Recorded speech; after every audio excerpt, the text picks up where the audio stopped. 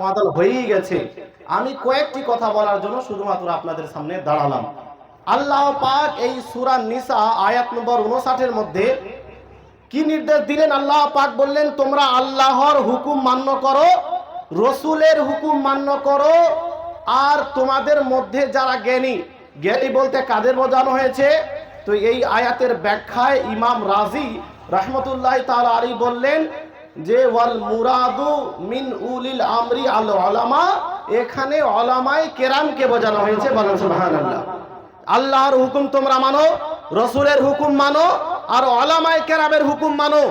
এই তিনটি নির্দেশ উলামায়ে কেরামকে যা আজ আপনারা ডেকেছেন সমস্যার সমাধানের জন্য, এর নির্দেশ মহান আল্লাহ পাক কোরআনের মধ্যে দিয়েছেন যে সরাসরি নবী পাক তো সারা জীবন দুনিয়াতে থাকবেন না বাহ্যিক রূপে, তো সমস্যা হয়ে গেলে সমাধান কে করবে? এই জন্য নবী পাক আলেম সম্প্রদায়কে নিজের ওয়ারিস বানিয়ে গেছেন যে কিয়ামত অবধি যত রকমের সমস্যা হবে এই সমস্ত সমস্যার সমাধান আমার ওয়ারিসে অর্থাৎ আলেম সম্প্রদায় করবে। বলেন সুবহানাল্লাহ। আলেম সম্প্রদায় সমস্যার সমাধান করবেন কোরআন হাদিসের আলোকে। এরপরে আল্লাহ পাক বললেন, যদি তোমাদের মধ্যে কোনো রকমের সমস্যা হয়ে যায়, যেমন আজ একটি সমস্যা দাঁড়িয়েছে, তো কি করতে হবে? আল্লাহ পাক বললেন ফারুদ্দু ইলাল্লাহ ওয়ার রাসূল, তো তোমরা আল্লাহ এবং তার রসুলের দিকে ধাবিত হও। বলেন সুবহানাল্লাহ। মানে ইসলাম যেটা বলছে, শরীয়ত যেটা বলছে, সেই দিকে তোমাদের যেতে হবে যদি তোমাদের মধ্যে মতভেদ হয়ে যায়। আজ এই একটি মসলা নিয়ে মতভেদ দেখা দিয়েছে, শরীয়ত কি বলছে এটা আমাদের জানতে হবে। আপনারা সাময়িক সময়ে অনেক কিছু জেনে নিলেন। উলামায়ে কেরামদের ওপর উলামায়ে কেরাম শরীয়তের আলোকে যে হুকুম দিবেন সেটা মান্য করা ফরজ মানুষের ওপরে। এবার আমি কয়েকটি পয়েন্ট, প্রথমত প্রচলিত তাজিয়া, যেই কাজ আজকাল অনেকেই করছে, তাজিয়া বের করছে, রাস্তাঘাটে ঘোরাঘুরি করছে। আর প্রচলিত তাজিয়া কেন নাজায়েজ?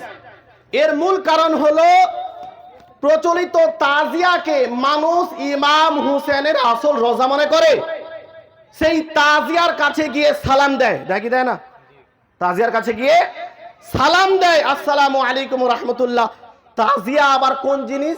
আপনারা গুম্বাদে খাজরা আমরা তৈরি করি জুলুসের সময়, কেউ গিয়ে কি সালাম দেন আসসালামু আলাইকুম? সালাম দেন কেউ? কারণ ওখানে সালাম দেওয়ার কোনো মানেই হয় না।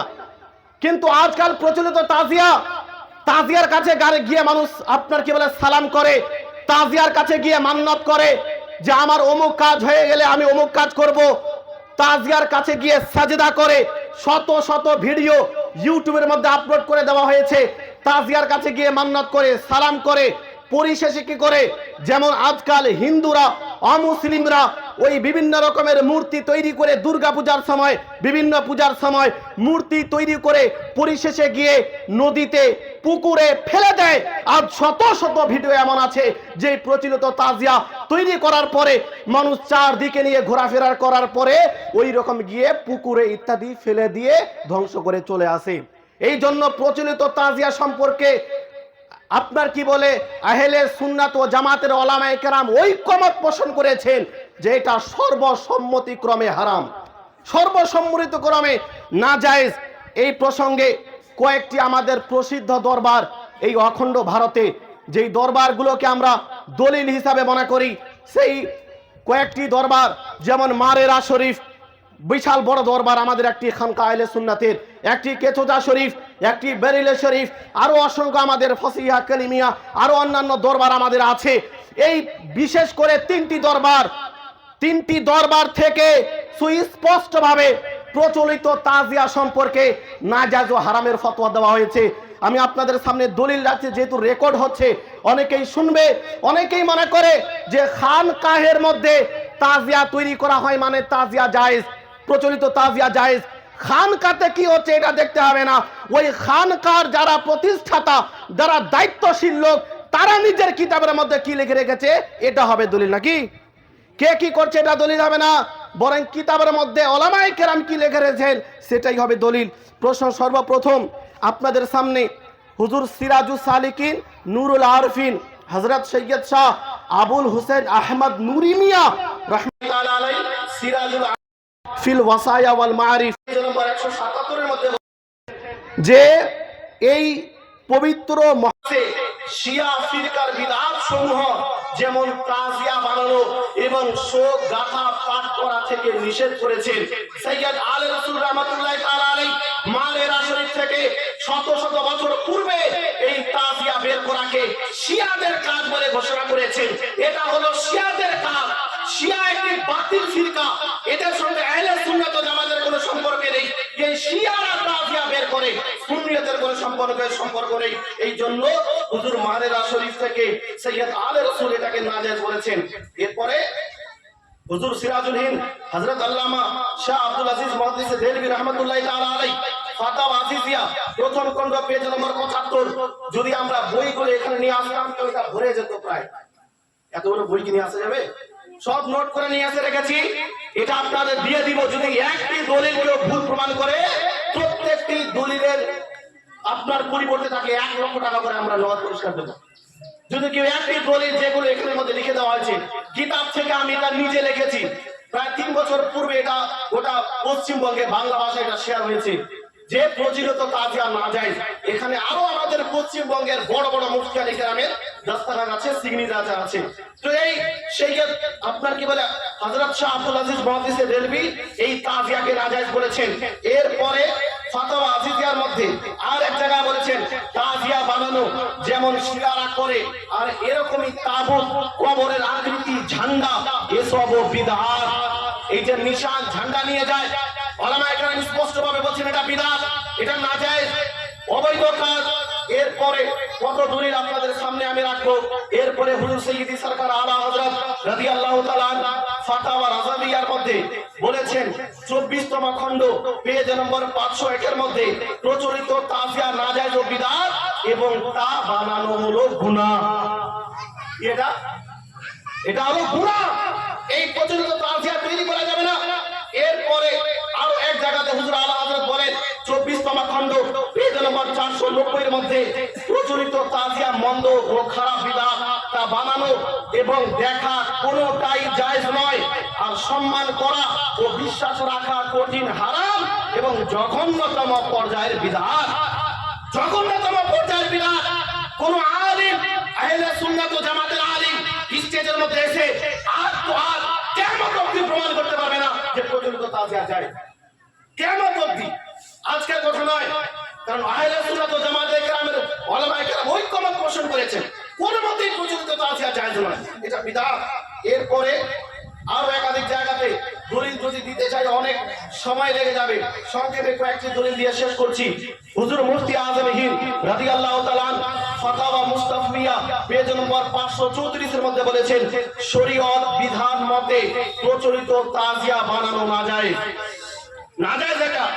অনুরূপভাবে হুজুর সাইয়্যিদি সরকার আলা হযরত ফাতাওয়া রাজাবিয়ার ২৪তম খণ্ডে লিখে দিয়েছেন অনেকেই আগেই মান্যত করে থাকে, তাই না? আগে কি করে? মান্যত করে যে আমার অমুক কাজ হয়ে গেলে আমি তাজিয়া বের করব। হুজুর আলা হযরত স্পষ্ট করে দিলেন যে প্রচলিত তাজিয়ার মান্যত করা এটা হলো নাজায়েজ। আর হুজুর আলা হযরত নিজের তরফ থেকে ফতোয়া দেন না। আমি বললাম না আল্লাহ পাক পবিত্র কোরআনের মধ্যে উলামায়ে কেরামকে মান্য করার নির্দেশ দিয়েছেন যে উলামায়ে কেরামকে মান্য করো। কেন? এই উলামায়ে কেরাম কোরআন এবং হাদিসের আলোকে ফতোয়া দিয়ে থাকেন। বলেন সুবহানাল্লাহ। নবী পাক সাল্লাল্লাহু আলাইহি সাল্লাম নিসাঈ শরীফের মধ্যে ২য় খণ্ডের মধ্যে একটি হাদিস আমাদের দিয়েছেন, মান নাযারা, যদি কোন ব্যক্তি নজর করে, মান্নত করে কি আইয়া আসিয়াহু, সে আল্লাহর বিরুদ্ধে মানে শরীয়তের বিরুদ্ধে কোন কাজ করবে, শরীয়তের বিরুদ্ধে কোন কাজ করবে, ফালা ইয়াসিহি, সে যেন ওই কাজ না করে। কেননা যেহেতু ওই কাজই না যায়, তো না যায় কাজের কি মান্নত করা যাবে? কেউ যদি বলে যে আমার অমুক কাজ হয়ে গেল আমি মদ খাবো, ওটা মান্নত হবে? বলে মান্নত হবে না, মান্নত হবে না। ওই মান্নত পূর্ণ করাও হারাম শরীয়তের মধ্যে।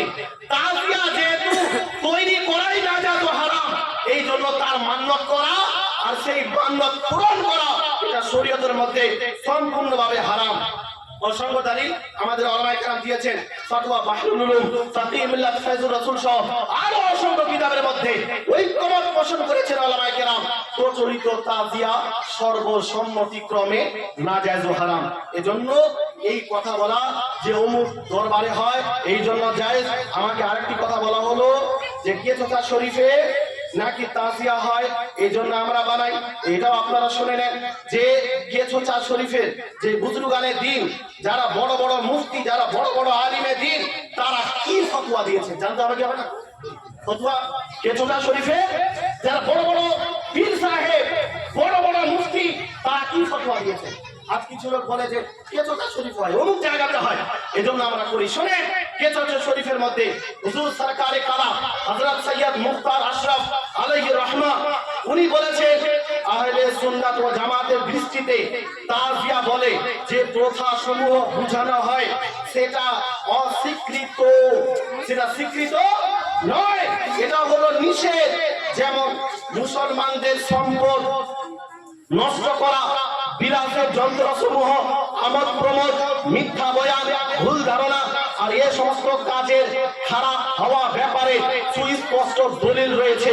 এই জন্য তিনি খুতবাতে মুহররম পেজ নাম্বার 473 এর মধ্যে স্পষ্টভাবে কেচোচা শরীফের হুজুর সরকারে কালাম মুখতার আশরাফ স্পষ্ট ফতোয়া দিয়েছেন এই প্রচলিত তাজিয়া তৈরি করা না যায়। এরপরে হযরত সৈয়দ হাশমি মিয়া, আর অনেকেই বলে যে উনি তার প্রচলিত তাজিয়াকে জায়েজ বলেছেন। শুনে নেন কি ফতোয়া দিয়েছে হযরত সৈয়দ হাশমি মিয়া দামাত বারাকাতুহুল আলিয়া, উনার ফতোয়া স্পষ্টভাবে আপনার রয়েছে। তিনি বলেন যে তাজিয়া এর জন্যও হারাম। কি বলছেন? তাজিয়া যে হারাম এর জন্য উনি দলিল পেশ করছেন, হারাম এর পরিপ্রেক্ষিতে উনি দলিল পেশ করছেন। তাজিয়া এর জন্যও হারাম যে তাতে অপচয় এবং নাজায়েজ পদ্ধতিতে সম্পদ নষ্ট করা হয়। বললাম না, তাজিয়া বানিয়ে পরিশেষে নিয়ে গিয়ে ফেলে দিল কোথায়? কোথাও পড়ে থাকলো, এমনিতে সম্পদ নষ্ট হয়ে গেল, লক্ষ লক্ষ টাকা দিয়ে তাজিয়া তৈরি করে বাগানে ওপর জায়গাতে ফেলে সম্পদ নষ্ট করা হয়। হযরত হাশমি মিয়া বললেন যে তাতে অপচয় এবং নাজায়েজ পদ্ধতিতে সম্পদ নষ্ট করা হয়। কারণ যখন তাজিয়া বের হয় তখন খুবই ধুমধাম করে ঢোল বাজানো হয়, বিভিন্ন রকমের বাজার গরম করা হয়, দুষ্টু এবং অবাধ্য মহিলাদের ভিড় এবং কামভাবে যুক্ত মেলা সম্পূর্ণ করা হয়। তার সাথে সাথে এক খেয়াল করা যে মন গড়া ও বানাবার ফটো হলো হুবাহু কারবালা। আজকাল কি করে? বিভিন্ন রকমের ডিজাইন তৈরি করে তাজিয়া, শত শত ডিজাইন, আর মনে করে এটা হলো ইমাম হোসেনের রোজা। কি মনে করে এটা ইমাম হোসেনের রোজার ডিজাইন তো একটাই নাকি 100টা আছে? কয়টা আছে? ইমাম হোসেনের মাজারের ডিজাইন কেবলমাত্র একটা, কিন্তু শত শত ডিজাইনে এরা তাজিয়া তৈরি করে আর বলে এটা হলো ইমাম হোসেনের রোজা। নাউজুবিল্লাহ। তো যেটা ইমাম হোসেনের রোজার ডিজাইন না, সেই ডিজাইনকে ইমাম হোসেনের ডিজাইন বলা এটা সম্পূর্ণভাবে শরীয়তের মধ্যে না যায়। কেউ যদি উল্টা পাল্টা একটা গুম্বদ তৈরি করে বলে যেটা হলো নবী পাকের মাজার, আপনি মেনে নেবেন?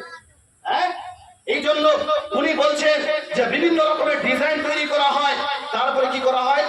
তারপরে আপনার কি বলে ছিঁড়ে ভেঙে দাফন করে দেওয়া হয়। এরকম ভাবে একজন আহলে বাইতের সম্মানীয় ব্যক্তিত্ব, আহলে বাইতের সম্মানীয় ব্যক্তিত্ব ইমাম হোসেন এবং কারবালার শহীদ গুণের মাহাত্ম্য এর সাথে মজা এবং তামাশা করা হয়। এটা তো তামাশা, তামাশা না তো কি? এটা হলো তামাশা। এই জন্য সৈয়দ হাশমি মিয়া উনি বলছেন পক্ষান্তরে প্রতি বছর গরিব মুসলমানদের পকেট থেকে লক্ষ কোটি টাকা বের করে স্থায়ী আপনার কি বলে নিবুদ্ধিতার ফলে জমিনে দাফন করে দেওয়া হয়। মাসাইলে ইসলাম পেজ নম্বর 79 মধ্যে স্পষ্টভাবে এই ফতোয়া প্রদান করা হয়েছে। এরপরে শেখুল ইসলাম ওয়াল মুসলিমিন হুজুর সৈয়দ আপনার কি বলে মাদানী মিয়া দামাত বারাকাতুহুল আলিয়া উনি স্পষ্টভাবে বলেন যে এই যে তাজিয়া নিয়ে ঘোরাফেরা করা এটা হলো সম্পূর্ণভাবে নাজায়েজ ও হারাম। ভিডিওর মধ্যে আপনারা স্পষ্টভাবে ওরা দেখতে পারেন। তো বলার উদ্দেশ্য যে কেচোচা শরীফ হোক আর বেরেলি শরীফ হোক আর মারেরা শরীফ হোক বা বড় বড় খানকা, আমাদের আহলে সুন্নাতের সমস্ত জায়গা থেকে এই ফতোয়া দেওয়া হয়েছে প্রচলিত তাজিয়া সম্পূর্ণভাবে আপনার নাজায়েজ ও হারাম। এই তাজিয়া তৈরি করা যাবে না এবং তার মান্যত করা যাবে না। যদি কেউ মান্যত করে সেই মান্যত পালন করাও যাবে না। ঢোল আপনারা সকলেই জানেন ইসলামের মধ্যে ঢোল বাজানো হারাম। বুখারী শরীফ হাদিস নাম্বার 5595 মধ্যে স্পষ্ট ভাবে নবী পাক সাল্লাল্লাহু আলাইহি ওয়াসাল্লাম বলেছেন, লা ইয়াকুনান্না মিন উম্মতি আকওয়াম, আমার উম্মতের মধ্যে কিছু লোক এমন হবে যারা কি করবে, ইয়াস্তাহিল্লুনাল হিররা ওয়াল হারিরা ওয়াল খামরা ওয়াল মাআজিফা, আমার উম্মতের মধ্যে এমন কিছু লোক হবে যারা রেশমি কাপড়কে আপনার কি বলে হালাল মনে করবে, অথচ রেশমি কাপড় হালাল নয়। যারা জিনাকে হালাল মনে করবে, অথচ জিনা হলো হারাম। যারা ঢোল বাজনাকে হালাল মনে করবে, অথচ ঢোল বাজনা হলো হারাম। নবী পাক বলছেন, আমার শরীয়তের মধ্যে ঢোল বাজনা হারাম, মাজামির হারাম, কিন্তু আমার উম্মতের মধ্যে কিছু লোক এমন হবে যারা এটাকে জায়েজ মনে করবে। তো ঢোল বাজনা যারা জায়েজ মনে করে, এটা নবী পাকের কোন উম্মতের মধ্যে পড়ছেন? নবী পাক ওই সমস্ত উম্মতের উপরে সন্তুষ্ট আছেন? ওই সমস্ত উম্মতের উপরে সন্তুষ্ট নন। এই জন্য উনি বললেন কিছু লোক এমন হবে যারা ঢোল বাজনা করবে, অথচ বুখারীর হাদিস দ্বারা এই ঢোল বাজনা সম্পূর্ণভাবে হারাম। এই কাজ কত দুঃখের বিষয় বলেন তো। সময় অনেক হয়ে গেল, কয়েকটি বিষয় বলে শেষ করব আমার বক্তব্য। আর যদি আপনার সন্তান আল্লাহ না করুক কোন জায়গাতে অ্যাক্সিডেন্ট হয়ে যায়, আমি আপনাকে জিজ্ঞাসা করব, যেই দিন আপনি বাৎসরিক করবেন সেই দিন আপনি ঢোল বাজনা বাজাবেন? বলেন, জোরে বলেন, ঢোল বাজনা বাজাবেন? আপনার 6 মাসের বাচ্চাকে যদি কি অন্যায়ভাবে হত্যা করে দেয়, আপনি ওই দিন ইশারে সালাত করবেন নাকি ঢোল বাজনা নিয়ে বের হবেন? এটা আপনাকে ফয়সালা করতে হবে। যেই দিন অন্যায়ভাবে ইমাম হোসেন সহ আহলে বাইতকে শহীদ করা হলো, কারবালাতে অসংখ্য মুসলমানদেরকে অন্যায়ভাবে শহীদ করা হলো, সেই দিনের ঢোল বাজিয়ে আমরা কার অনুসরণ করছি? আপনারা শুনলেন হযরতের জুবান দ্বারা যে ইয়াজিদ যখন মনে করলো যে আমরা জিতে গেছি, তার যে সিপাহী ছিল, সৈনিক ছিল, তারা ঢোল বাজিয়েছিল। আজ ঢোল বাজিয়ে আপনি কার প্রমাণ দিতে চাইছেন? আপনি হোসেনের মাননেওয়ালা নাকি ইয়াজিদের মাননেওয়ালা? আপনি কার প্রমাণ দিতে চাইছেন? ঢোল বাজিয়েছিল ইয়াজিদের দল, ইমাম হোসেনের দল ঢোল বাজিয়েছিল। কিয়ামত অবধি করে একটি দলিল পেশ করতে পারবে না। আপনি একটি দলিল দেখিয়ে দেন, কে এখানে প্রমাণ করতে পারবে যে ঢোল বাজনা ওই দিনে যায়? ওই দিনে কেন? বিয়ের দিন যেদিন মানুষ খুশি মনে করে, ওই দিনও তো ঢোল বাজা হারাম। হ্যাঁ, খুশির দিনে ঢোল বাজা কি যায়? মানুষ বাজিয়ে নিচ্ছে, কিন্তু ওই দিনে তো ঢোল বাজা হারাম। তো যেই দিনে আপনি খুশি মনে করেন, ওই দিনে যদি ঢোল বাজানো হারাম হয়, তো যেই দিন আহলে বাইতকে অন্যায়ভাবে শহীদ করা হলো, ওই দিন আপনি কিভাবে ঢোল বাজাতে পারেন? এজন্য সুন্নি ভাই, শিয়া পন্থীরা এই কাজগুলো করছে, আর কিছু লোক তাদেরকে অনুসরণ করছে। এখানে ধোঁকা হয়ে যাচ্ছে যে ওরাও তো মৌলভী সাহেব। হ্যাঁ, আপনার আজমির শরীফে এখন বর্তমান সময় বেশিরভাগটা শিয়াদের কবজায় আস্তে আস্তে চলে যাচ্ছে। তারা যদি সেখানে তাজিয়া বের করে, তারা যদি সেখানে ঢোল বাজায়, তো আহলে সুন্নাতের সঙ্গে কোনো সম্পর্ক নেই। হ্যাঁ, আজকাল আপনার মাজারে আমরা মেলা লাগাচ্ছি কিনা? আমাদের কিছু লোক মেলা লাগাচ্ছে। আপনি সদিলাপুরে চলে যান, বিভিন্ন জায়গাতে মেলা লাগাচ্ছে কিনা? কিন্তু মেলা লাগে শরীয়তের মধ্যে জায়েজ আছে। নবী পাক বলেন, লা তাজআলু কবরি ঈদা, তোমরা আমার মাজারকে মেলার জায়গা বানিয়ে নিও না। কিন্তু আজ অনেক লোক বানিয়ে নিয়েছে। তো এই মেলা কি জায়েজ হয়ে যাবে? বলেন, জায়েজ হবে? যদি কেউ সেখানে কোন রকম ভাবে কোনো খারাপ কাজ করে, সেটা শরীয়তের দলিল নয়।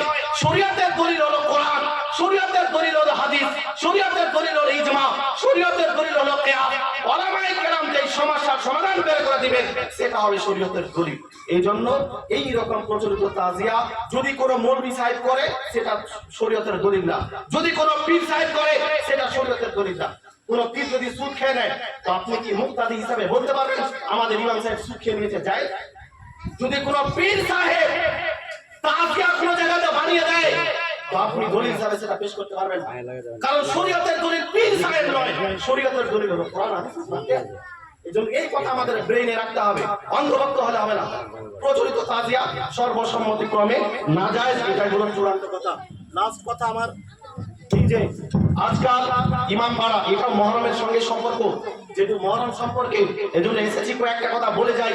এই প্রচলিত ইমাম বাড়া দাহা বলে আপনাদের দিকে, দাহা তৈরি করে মানুষ সেখানে গিয়ে ফাতিয়া করে, সেখানে গিয়ে মিলাদ করে, সেখানে গিয়ে মান্নাত করে। এই দাহা তৈরি করা কি জায়েজ আছে? শত শত বছর ধরে কিছু কিছু লোক জানে না এই কাজগুলি করছে। এই মহরম উপলক্ষে এই দাহা তৈরি করা এটা সুন্নিদের কাজ নয়।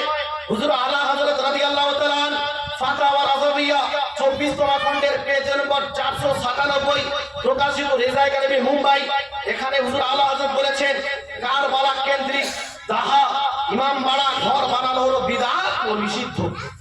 এটা কি দাহা তৈরি করা কি বিদআত? আচ্ছা, আমরা যে কবর বানাই, তো কবরের মধ্যে কেউ থাকে, কোন মানুষের দেহ থাকে, কোন মুসলমানের, কোন বুজুর্গের, কোন বলির দেহ থাকে, সেটা মাজার হয়। এটা কোন মাজার যেখানে কোন মুসলমানের দেহ? এটা কোন মাজার? এটা কোন দাহা? এই জন্য এই দাহা তৈরি করা হলো বিদআত। যদি কেউ জমি দান করে যে আমি দাহা তৈরি করার জন্য 1 কাঠা জমি দান করলাম, ওটা কি দান হবে কি হবে না? ওয়াকফ সঠিক হবে কি হবে না? এর ব্যাপারে হুজুর আলা হযরত রাদিয়াল্লাহু তাআলা আনহু বলেন ইমাম বাড়ার জন্য ওয়াকফ বা দান হতে পারে না। ইমাম বাড়ার জন্য বা দাহার জন্য দান হতে পারে না। সে যেই লোকটা ওই দাহা বানিয়েছে, সেই দাহার যে জমি তারই মালিকানাতে আছে। তারই আচ্ছা, মসজিদের জন্য যদি কেউ জমি দিয়ে দেয়, তো ওনার মালিকানা থেকে সঙ্গে সঙ্গে জমি কি হয়ে যাবে? বেরিয়ে যাবে। পরে যদি 2 দিন পরে এসে উনি বলে যে আমার ছেলেরা রাজি না, আমাকে ফেরত দিয়ে দেন, যাবে? আর যখন উনি বলবে একবার যে আমি দান করে দিলাম, ওয়াকফ করে দিলাম, সঙ্গে সঙ্গে মালিকানা থেকে বেরিয়ে গেল। কিন্তু ইমাম পাড়া তৈরি করা, দাহা তৈরি করা যেহেতু নাজায়েজ বিদআত, এই জন্য তার জন্য দান সঠিক হবে না। সঠিক কেউ যদি মন্দিরের জন্য করে, ওই জমি দান হবে না, ওই জমি নাজায়েজ। এই জন্য দাহার জন্য যদি কেউ জমি দান করে, সেই মালিকানা থেকে বের হবে না। আলা হযরত বললেন সেই মালিকানা তারই থাকবে। যদি সে মরে যায়, তাহলে তার ওয়ারিসদের মালিকানা থাকবে, তার যে সন্তান তারা ওই ইমাম বাড়ার মালিকানা থাকবে। এরপরে হুজুর বাহরুল উলুম বললেন যে ওই ইমাম বাড়ার কাছে গিয়ে যদি কেউ মিলাদ করে, ফাতিয়া করে, তো এটা সম্পূর্ণভাবে নাজায়েজ ও গুনাহ। কি এটা? ইমাম বাড়ার কাছে, দাহার কাছে গিয়ে আমরা মাজারে যাই, যেখানে কোনো ওলি আছে সেখানে গিয়ে জিয়ারত করি, মাজার জিয়ারত করি। ওই দাহাতে কোনো অস্তিত্বই নেই, ইমাম বাড়ার কোনো অস্তিত্ব নেই। এই জন্য ওই জায়গা থেকে জিয়ারত করা, ওই জায়গাতে গিয়ে ফাতিয়া করা, ওই জায়গাতে গিয়ে মান্নত করা, এই সমস্ত বিষয় নাজায়েজ ও হারাম। বিস্তারিত দলিল ফাতাওয়া বাহরুল উলুম 5ম খণ্ড পেজ নম্বর 39 এবং 40। এরপরে ফাতাওয়া মারকাজুত তারবিয়াত ইফতা 2য় খণ্ড পেজ নম্বর 374। এরপরে ফাতাওয়া বাদরুল উলামা আপনার 1ম খণ্ড পেজ নম্বর 306 এর মধ্যে স্পষ্টভাবে এটাকে নাজায়েজ ও হারাম বলা হয়েছে। হুজুর বাহরুল উলুম বলেন ইমাম বাড়া অথবা দাহা অথবা তাজিয়া জারি সব নাজায়েজ। এজন্য সেখানে ফাতিয়া করা নাজায়েজ। আপনারা যদি ফাতিয়া করতে চান, তো নিজের বাড়িতে পবিত্র জায়গায় ফাতিয়া করবেন। বলেন সুবহানাল্লাহ। কোথায় করতে হবে? বাড়িতে আপনি সুহাদায়ে কেরামের নামে ফাতিয়া করেন। ওই তাজিয়ার কাছে গিয়ে ফাতিয়া, দাহার কাছে গিয়ে ফাতিয়া, এটা সম্পূর্ণভাবে নাজায়েজ ও গুনাহ। এজন্য আমি বলবো যে এই যে ইমাম বাড়া বা দাহা, এই তৈরি করাও যাবে না, তার কাছে গিয়ে ফাতিয়া করা যাবে না, তার কাছে গিয়ে মান্নত করা যাবে না। মান্নত যদি কেউ করে নেয়, সেই মান্নত বাতিল হবে, সেই মান্নত পূর্ণ করা কোনো মতেই জায়েজ হবে না। এজন্য এই সমস্ত বিষয়গুলো থেকে আমাদের সকলকে বিরত থাকতে হবে। একবার দুরূদ শরীফ পাঠ করেন, আল্লাহুম্মা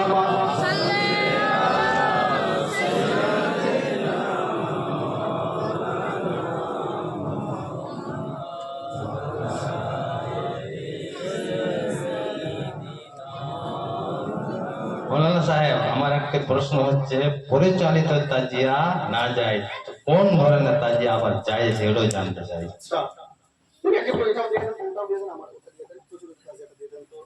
ওনার প্রশ্নটি ভালো, জানতে পারে যে প্রচলিত তাজিয়া যায়, তো কোন তাজিয়া যায়।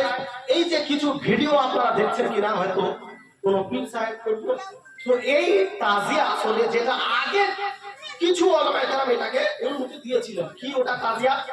ওটা হলো যেমন আমরা মিলাদুন নবীতে বা এমনিতে কেউ যদি কাবা শরীফের বা নবী পাকের যে মাজার, ওই মাজারের যদি কেউ ডিজাইন বানিয়ে বাড়িতে রাখে, এতে কোনো সমস্যা নেই।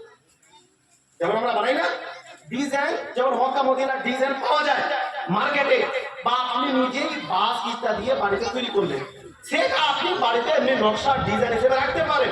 এটা হলো তাজিয়া, খালি তাজিয়া।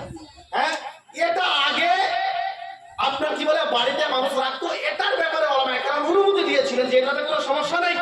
কিন্তু বর্তমানে যে তাজিয়া, এটা কি করে বাড়িতে রাখে না, এটা তৈরি করার পরে রাস্তাগুলিতে নিয়ে ঘোরাফেরা করে। শুধু তাই না, ওই তাজিয়ার কাছে গিয়ে সালাম করে। শুধু তাই না, ওই তাজিয়ার কাছে গিয়ে মান্নত করে। শুধু তাই না, ওই তাজিয়ার কাছে গিয়ে ফাতিহা করে। ওই তাজিয়ার উপরে সিন্নি ছিটিয়ে দেয়, রাস্তা দিয়ে নিয়ে যায়, কেউ চিরা ছিটিয়ে দেয়, কেউ মুড়ি ছিটিয়ে দেয়। এই যে প্রচলিত তাজিয়া, এই সমস্ত তাজিয়া হলো প্রচলিত তাজিয়া, এটা সম্পূর্ণভাবে নাজায়েজ ও হারাম। হুজুর শেখুল ইসলাম স্পষ্টভাবে বললেন, এই প্রচলিত তাজিয়া নিয়ে ঘোরাফেরা করা, ঢোল বাজানো, এটা সর্বসম্মতক্রমে শরীয়তের মধ্যে হারাম। যদি কোনো ব্যক্তি নিজের বাড়িতে ডিজাইন হিসাবে, কিন্তু এই মশলাটি ভালোভাবে জানতে হবে। এই আপনাদের এই আমার হাতে আছে ফাতাওয়া রাজাবিয়া, এটা হাতে নেন তো, এই ফাতাওয়া রাজাবিয়া। এবার একটি প্রশ্ন, যদি কেউ বর্তমানে এই ধরনের তাজিয়া বাড়িতে রেখে সিম্পল তাজিয়া ঘোরাফেরা না করে, বাড়িতে একদম বাঁশের কঞ্চি যেমন আজকাল তৈরি করছে, এই রকম তাজিয়া করা কি জায়েজ?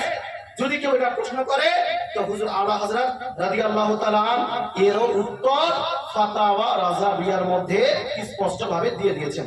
হুজুর আলা হযরত ফাতাওয়া রাজাবিয়ার মধ্যে খণ্ড নম্বর 24 পেজ নম্বর 505 এর মধ্যে বললেন, তাজিয়া যেভাবে প্রচলিত রয়েছে তা অবশ্যই মন্দ বিদআত। ভালো করে শুনবেন। হ্যাঁ, বাদশাহ তৈমুর যেটা করতেন, যে হযরত ইমাম হোসেন রাদিয়াল্লাহু তাআলা আনহু রওজা মুবারকের সঠিক নকশা মনের সান্ত্বনার জন্য রাখতেন, সেটা এমন ছিল যেমন মদিনা মুনাওয়ারা এবং কাবা মুআজ্জামার নকশা। বুঝতে পারছেন?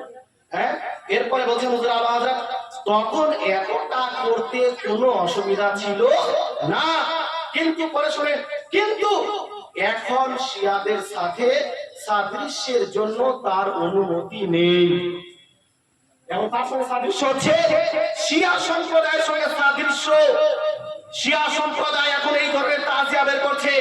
তো যদিও কোনো ব্যক্তি ওই সিম্পল ডিজাইন, যেটা আগে অনুমতি ছিল, ওই ডিজাইনও তৈরি করে, কিন্তু যেহেতু শিয়াদের সঙ্গে মিলে যায়, শিয়াদের সঙ্গে সাদৃশ্য হয়। আর হাদিসের মধ্যে বলা হয়েছে, আবু দাউদ শরীফের হাদিস, নবী পাক বলেন, মান তাশাব্বাহা বিকওমিন ফাহুয়া মিনহুম, যদি কোনো ব্যক্তি কোনো গোত্রের সাদৃশ্য অবলম্বন করে, সে ব্যক্তি সেই দলেরই অন্তর্ভুক্ত। সে কি?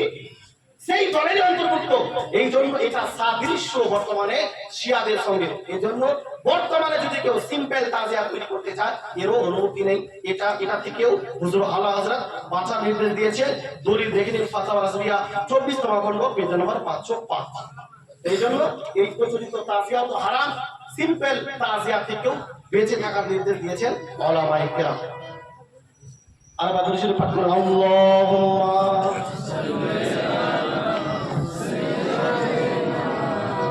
মাওলানা মুহাম্মদ ওয়া আলা আলিহি